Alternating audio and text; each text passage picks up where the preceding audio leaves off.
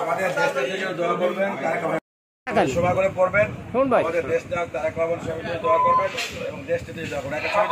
একটা ছবি তুলে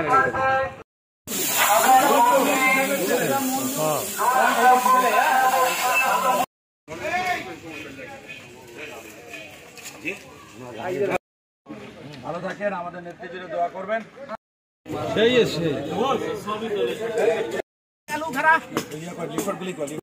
চাই যে আপনারা আলোকে ভালো মনে করলে আমাদের দলটাকে ভোট দিবেন।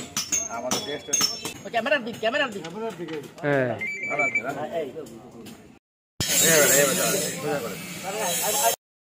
আপনারা ভালো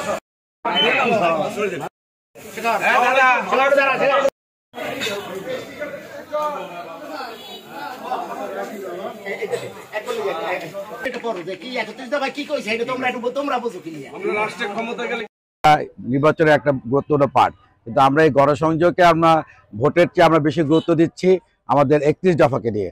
31 দফাকে মূল বিষয়বস্তু যাতে আমরা বুঝতে পারি, অত্র এলাকার যারা নেশাবাদের আমাদের আছেন, আমাদের নেতাকর্মী ছাড়াও যারা অন্যান্য দল বিগত দিনে করেছে, এখনও করছে, তাদেরকে এই বার্তা পৌঁছায় দেওয়া যে 31 দফা একটা দেশের জন্য, আমাদের রাষ্ট্র বিনির্মাণে খুবই গুরুত্বপূর্ণ। এখানে বিএনপি কোনো দফা না, দেশকে সুন্দরভাবে গড়ে তোলার জন্য এই দফার কোনো বিকল্প নাই।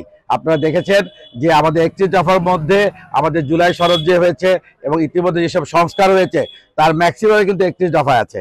এবং এই 31 দফা এই জুলাই বিপ্লবের আগেই কিন্তু 2023 সালে আমাদের দেশনায়ক তারেক রহমান আমাদের জনগণের সামনে উপস্থাপন করেছে। এটা একটা আমাদের দেশের জন্য একটা ইম্পর্টেন্ট একটা শরৎ। তা আমি আসছি এখানে আপনাদেরকে গত 7 দিন ধরে আমার নিজের বাড়িতে ভান্ডারিয়াতে আমরা বিভিন্ন উঠান বৈঠকের মাধ্যমে আমরা আমাদের এলাকার জনগণকে যারা আছেন, আমাদের পাড়া প্রতিবেশী মহল্লার সবাইকে বোঝানোর চেষ্টা করছি যেটা দল মত নির্বিশেষে সবাই যাতে 31 দফাটাকে বুঝতে পারে, বুঝে এবং আমাদের যে সামনে যে নির্বাচনের সময় যাতে তারা সঠিক সিদ্ধান্ত নিতে পারে, তারা যাতে কোনোভাবে পথভ্রষ্ট না হয়। এই 31 দফা আমাদের দেশের জন্য, প্রতিটি মানুষের জন্য এই কল্যাণকর। এটা বোঝানোর জন্যই আমি কোনো ব্যক্তিগত প্রচারণায় আসি নাই, আমি দলের প্রচারণার জন্য আসছি। আমাদের যাতে আমাদের অত্র এলাকার ইতিমধ্যে যারা নেতা আছেন, মুরব্বীরা যারা আছেন, আপনারা এখানে কাজ করছেন, কিন্তু আমার একটা দায়িত্ব আমি মনে করে যে আমার এটা নির্বাচনী এলাকা, আমার উচিত হবে আপনাদের সাথেও একটা যোগাযোগ রক্ষা করা এবং যে একত্রিতভাবে কাজ করতে চাই, প্রার্থী যে হোক সেটা আমরা কালকে একটা প্রোগ্রামের মাধ্যমে করার চেষ্টা করব, যাতে দল বুঝুক যে আমরা ওনাদের সিদ্ধান্ত মেনে নিয়েছি এবং জনগণও বুঝুক, দলের নেতাকর্মী বুঝুক যে ঐক্যর বিকল্প নাই।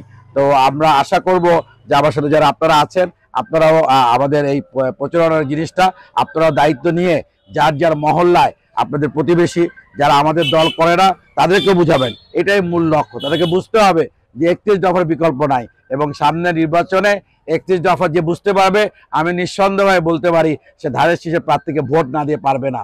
সেই আমি দিনে ধানের শীষের প্রার্থী যেই হোক প্রতিটি আসনে বিএনপির প্রার্থীকে জয়লাভ করে আমাদেরকে রাষ্ট্র ক্ষমতা আসার সুযোগ দান করবেন, যাতে আমরা 31 দফা বাস্তবায়ন করতে পারি, দেশকে একটা উন্নতির চরম পর্যায়ে নিয়ে যেতে পারি এবং একই সাথে বাংলাদেশে যে গণতন্ত্র যেটা চলে গিয়েছিল পুরো প্রতিষ্ঠার মাধ্যমে আমরা বাংলাদেশকে আবার আগের অবস্থায় নিয়ে যাব।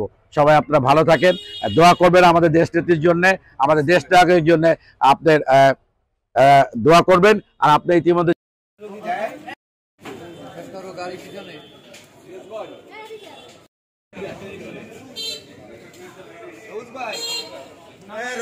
আমরা বাংলাদেশ জাতীয়তাবাদী দল স্বরূপকারী পৌর শাখা সভাপতি হিসাবে আমি বলতে চাই, বাংলাদেশ জাতীয়তাবাদী দল আজকে আহমদ মঞ্জুর সুমন ধানের শীষের পক্ষে গণসংযোগ করতেছেন। অবশ্যই